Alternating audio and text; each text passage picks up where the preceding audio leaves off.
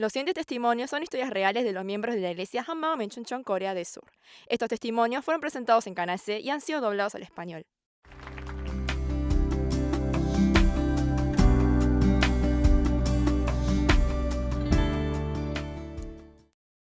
Hola, soy Kyunro Kim de la iglesia Hanmao en Chuncheon. El año pasado me retiré del puesto de superintendente de educación. Les quiero compartir la gracia de Dios que me llevó a compartir el Evangelio durante mi permanencia como director y superintendente de los colegios. Mis padres llegaron a Corea del Sur durante la Guerra de Corea. Mi padre no tenía parientes en Corea del Sur y diciéndonos que debíamos ser fuertes para sobrevivir, hizo que los 5 hermanos practiquemos algún deporte. Antes de ingresar a la escuela primaria, practiqué lucha libre. Y en cuarto grado, conocí a mi maestro a cargo, quien había sido boxeador. El maestro encontró talento en mí y me hizo un entrenamiento especial. Hicimos muchas horas de sparring. Además, en la primaria, elegí judo como actividad extracurricular. Esta fue la decisión más importante que definió el trayecto de toda mi vida. Un día, cuando estaba en sexto grado de primaria, unos alumnos de la secundaria me molestaron y me amenazaron diciendo que me golpearían si no me unía a su grupo. En ese momento, yo tiré abajo al más fuerte de los que estaban allí. Todo fue tan repentino que los demás se quedaron mirándome sin palabras. Inmediatamente me fui de ese lugar. Cuando volví a casa, me sentí muy enojado por la situación. Por eso busqué uno por uno de los que habían estado allí y los golpeé. Y cuando estaba en séptimo grado, me enfrenté con todos aquellos buenos en la pelea del colegio y los golpeaba hasta dejarlos en el piso. Sin embargo, no descuidaba el estudio. Era muy obediente con mis padres y pensaba que era el mejor de los 5 hermanos. Ingresé a una escuela secundaria que tenía gran reputación. Y mi sueño era esforzarme tanto en el estudio como en el deporte para ser un deportista exitoso. Pero hasta en la secundaria estaba envuelto en un ambiente de peleas. Para ganarme, me atacaban en grupos de 2 o 3. Yo también necesitaba de alguna estrategia. Tomé como modelo al famoso karateca Choi Be-dal y aprendí su golpe mortal. Iba todas las noches a entrenar para aprender la técnica de ataque del golpe mortal para derribar al contrario dándole en la parte vital. Como resultado, me convertí en el mejor entre los que eran buenos y fuertes en las peleas. Así, tuve un episodio durante la universidad que jamás olvidaré. El comienzo del episodio fue por un relojero que trabajaba para mi padre. Por la borrachera, había golpeado a 2 agentes de la Organización de Inteligencia de Corea, y los 2 agentes volvieron con una camioneta llena de compañeros para vengarse. Ni bien llegaron, destrozaron la relojería. Mi padre me dijo que espere hasta que ellos terminen de destrozar el local. En el momento, ellos se quedaron mirándonos porque nosotros no reaccionábamos, y cuando nuestro padre nos dio la orden, y junto a 2 de mis hermanos, nos lanzamos sobre ellos y los tiramos abajo. Los que recibieron mi golpe mortal cayeron en el lugar y no podían levantarse. En cuestión de segundos, la gran mayoría había sido derribada y todos escaparon. Luego de un tiempo, un superior vino a confirmar si éramos estudiantes y no mafiosos. Mi hermano y yo éramos universitarios y mi hermano menor era estudiante de la secundaria. Si no hubiéramos sido estudiantes, nos hubieran llevado y no sabríamos qué consecuencia podríamos haber pagado. Luego de esto, las peleas alcanzaron las afueras de Chuncheon hasta las ciudades vecinas. Sentía una adrenalina por las victorias, pero sabía que esto no podía ser el todo en mi vida. Por eso quise abandonar esa vida.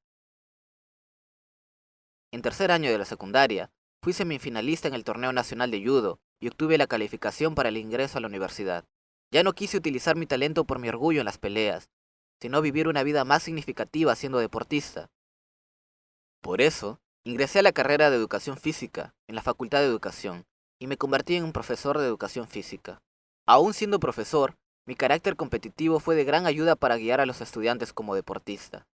Generalmente, enseñaba judo, boxeo, karate, lucha libre y artes marciales. Con el paso del tiempo, mis alumnos ganaron en muchos campeonatos nacionales. Sobre todo, entrené boxeo a todo un curso de estudiantes recién ingresados durante 2 meses, y ellos dominaron los campeonatos nacionales durante 5 años. Una vez el director me dijo que si obteníamos 5 medallas de oro en el campeonato juvenil, nos regalaría todos los años a mí y a los estudiantes un viaje a la isla de Jeju-do. Trasladé a 3 estudiantes de boxeo al equipo de levantamiento de pesas y fue todo un éxito. Al año siguiente, nuestro colegio obtuvo 8 medallas de oro en el Campeonato Nacional Juvenil de Boxeo y Levantamiento de Pesas. Fue tremendo. Uno de los estudiantes que trasladé al equipo de levantamiento de pesas fue Jae Shuk-sa, el medallista de oro en las Olimpiadas de Beijing. A partir de ahí, fuimos todos los años a la isla de Jeju-do, tal como nos habían prometido. Luego de 25 años de esfuerzo y dedicación en la enseñanza, me nombraron vicedirector. Como yo era joven y estaba lleno de pasión y ambición, sentía que la escuela era demasiado pequeña para quedarme allí. La emoción por ascender fue fuerte y pensé, ¿qué estoy haciendo en este pueblo? Pensé que si ascendía de puesto, obtendría el mundo entero, pero por el contrario, me llené de dudas. Todas las noches me juntaba a beber con mis compañeros para evitar sentir ese vacío interior. Pero cuando regresaba a mi habitación, el vacío me atacaba nuevamente, al punto que no podía dormir. Especialmente, me sentía angustiado por no poder estar junto a mis hijos. Mi vida se llenó de dudas. En esos tiempos, comencé a ir a la iglesia por una sugerencia de mi hermano, pero solo fui obediente en cumplir los domingos por respeto a él. Hasta que un día, un pasaje bíblico captó mi atención.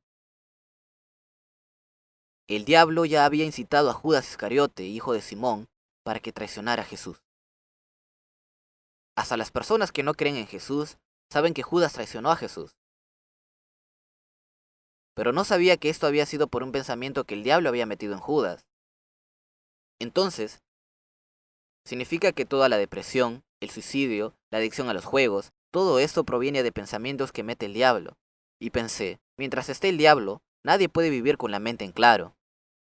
Fue allí cuando se me hizo claro por qué me convertí en el dios de las peleas, por qué molesté a tanta gente, por qué sentí ese vacío a pesar de haber logrado todo lo que me había propuesto. Y me di cuenta que había vivido como esclavo siendo engañado por los pensamientos que me metía el diablo. A partir de allí, tuve el gran deseo de encontrarme con Jesús. Durante el campamento espiritual de jóvenes en el 2001, el pastor compartió la palabra del Evangelio que levantó la iglesia primitiva, haciendo énfasis y repitiendo que es solo la resurrección de Jesús. Desde ese momento, hubo una gran obra que hizo rendir a muchos jóvenes de la comunidad por medio del Evangelio. Yo tampoco podía parar de meditar y orar frente al Evangelio de la resurrección. Pero los creyentes de la iglesia primitiva tuvieron gran convicción y gozo, y fueron mártires por compartir el Evangelio. Meditando sobre cómo ellos obtuvieron esa convicción y esa valentía, y mientras le preguntaba a Dios, Él me mostró el cambio de Saulo, quien era perseguidor de Jesús, y la vida de los discípulos que habían traicionado a Jesús. Los discípulos no solo dieron su vida por lo que creían, sino que llegaron hasta el martirio por el Evangelio.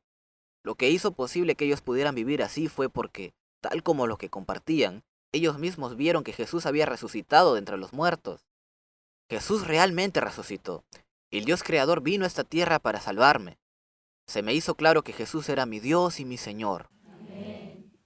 Por esta centralidad malvada de querer ser como Dios, Dios tuvo que sacrificar y resucitar a su único hijo para que fuera mi dueño. Y pude ver mi vida, de cómo todo este tiempo había vivido sin saber esta verdad, viviendo y juzgando según este mundo, una vida sin relación con Jesús. Dios murió según las Escrituras, resucitó según las Escrituras, y nos dio a todos una prueba para creer a Jesús como dueño. Pero yo no creí en Él, siendo yo el dueño de mi vida. No me quedó otra que arrepentirme de este terrible pecado imperdonable, y recibí a Jesús como el dueño de mi vida. Luego, siendo el director del colegio, leí una nota con el siguiente contenido. Un joven llamado Sun Ho, que había ido a los Estados Unidos a estudiar, llamó a su madre. Le dijo que su amigo había perdido sus 2 brazos y sus 2 piernas por un accidente, y su cara estaba irreconocible por las quemaduras. La madre le contestó, él no debería vivir. Si fuera yo, me suicidaría. ¿Cómo es que puede vivir así? Al día siguiente, llamó a un amigo de su hijo y le dijo, señora, su hijo Sun Ho se suicidó ayer. Resulta que su hijo había llamado a su madre contándole lo que le había pasado a él como si le hubiera pasado a otro, y escuchó la fría respuesta de la madre. Las frías palabras de la madre, quien solo valoró a su hijo menospreciando al hijo de otro, fue lo que finalmente mató a su propio hijo. Al leer esta nota, me sentí avergonzado y dolorido como profesor, porque hacía poco había transferido a 4 alumnos problemáticos a otro colegio, con la finalidad de mejorar la disciplina escolar. Se dice que un alma es más preciada que todo el mundo entero, pero yo los había mandado a otro lado. Con mis labios confesé que Jesús es mi dueño, pero no valoré a esas almas como si fueran mis hijos. Consideré los problemas de mis alumnos como si fueran de otro. Me arrepentí profundamente delante de Dios. Lloré diciéndole, Dios, perdóname. Quiero dar la vida para salvar las almas de los alumnos que me has encomendado. Organizando las actividades extracurriculares del nuevo cuatrimestre, formé grupos de 3 a 5 alumnos problemáticos, con lo cual asistieron en total alrededor de 80 alumnos. Trabajé junto a 2 profesores más y completamos todas las actividades. Reuní al superintendente del Ministerio de Educación, a todos los profesores del colegio, a la asociación de padres, al comité de organización escolar, y obtuve la autorización para formar un grupo de estudio bíblico con los alumnos problemáticos. Los sábados por la mañana, 25 hermanos de la iglesia se mantenían muy ocupados en la sala de reunión, y el colegio se llenaba de alabanzas. Cada rincón del colegio se transformaba en un lugar de meditación de la palabra. Hubo una gran obra del Espíritu Santo. Muchos alumnos se arrepintieron del pecado de no creer en Jesús y recibieron a Jesús resucitado como su dueño. Los alumnos fueron transformados por el Evangelio y cambió todo el ambiente escolar. Pude conocer el poder de la comunidad haciendo evangelización escolar junto a los hermanos de la iglesia. Este fue el momento más provechoso en el que me sentí más feliz como educador y como creyente. Luego de un año, Dios me puso en el puesto de supervisor de escuelas primarias, medias y secundarias. Lo consideré como una señal para hacer mayores obras en lo que más le alegra a mi dueño, que es la salvación de las almas. Así que tomé el puesto abrazando el sueño de ser misionero. Luego de asumir el puesto, les anuncié a todos los empleados, yo soy una persona que cree en Jesús. Espero que no me ofrezcan alcohol. Y en varias ocasiones hablaré sobre Jesús. Espero que puedan comprender esto. Recibía muchas visitas en mi oficina. Generalmente, venían a pedirme algún favor, por lo que era fácil compartirles el Evangelio.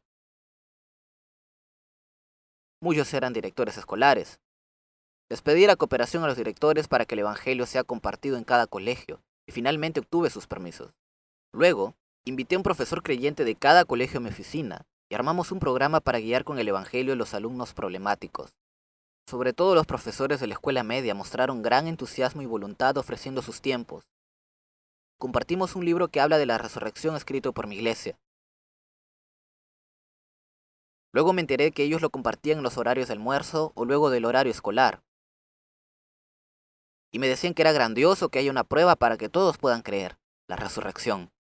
Yo oraba para que el tiempo que esté como supervisor, muchos alumnos puedan ser transformados por medio del Evangelio en cada colegio. Finalmente, en febrero del año pasado, me retiré del puesto de supervisor. Preparando el discurso de retiro, me apoyé en Dios.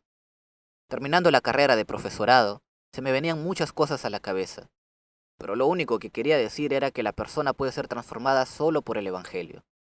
Así que cerré mi discurso, mostrando un testimonio de 40 minutos de una hechicera que había vivido sirviendo a los dioses en el pasado, pero su vida había cambiado por el Evangelio luego de encontrarse con Jesús resucitado. Las personas suelen pensar que el periodo de oro de la vida termina cuando uno se jubila, pero al contrario, yo me siento excitado por la vida que me espera luego de mi jubilación. Durante toda mi carrera pública, no pude pasar mucho tiempo junto a la comunidad de la iglesia, pero ahora puedo correr por el sueño de Dios de salvar esta generación por medio del Evangelio de la Resurrección junto a la comunidad con la cual comparto la vida. Toda nuestra iglesia está corriendo con la misión que nos dio Dios como testigos de la resurrección. Ahora yo tampoco consideraré valiosa ni un poco mi vida como Pablo en esta lucha espiritual de compartir el Evangelio junto a esta comunidad. Muchas gracias.